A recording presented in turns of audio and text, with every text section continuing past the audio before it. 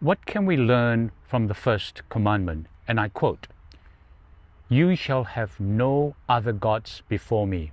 Exodus 20 verse 3. Now this isn't just a rule. It is God's loving invitation. He's calling us to trust Him as the source of life and source of healing, to reject fear-based worship, and to step into true freedom by aligning our lives with His design for love and for trust. Now, this commandment isn't about restriction. It's about finding the pathway to wholeness and joy. Think about it this way. God's laws aren't random rules. They are like the law of gravity, for instance, or the principles of health, built into how life works. Now, this commandment reminds us to see God as the one true source of life, source of love, source of truth, and source of healing.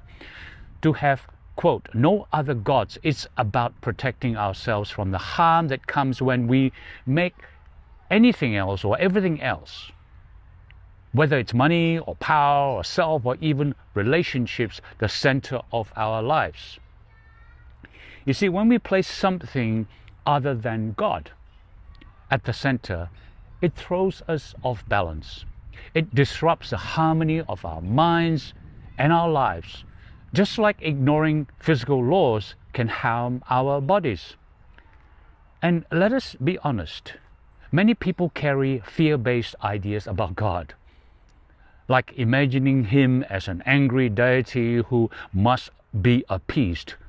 But the first commandment invites us to let go of those false gods and false ideas. It calls us to focus on the true God, who is love. 1 John 4:8. When we do this, we move away from the fear-based worship and embrace a healing, trust-filled relationship with a God who redeems and a God who restores. Now, this commandment is also about trust. What we worship shapes us, our character, our choices, even our mental health. When we worship the true God, whose character is love, whose character is truth and freedom, we are then transformed to reflect this nature, His goodness.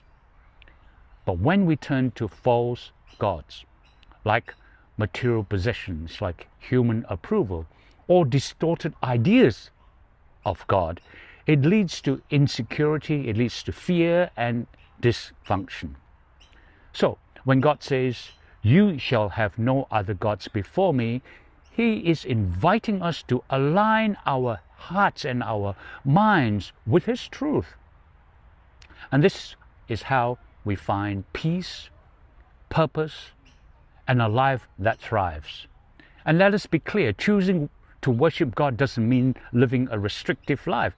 It is the opposite. It is freeing. When God is at the center, we are liberated from the anxiety, from the fear and the despair that come from chasing after lesser things. And that is why this commandment matters. It's not about God demanding something from us. It is about Him offering something to us, a life of meaning, balance, and joy. And for that, we can say, Amen.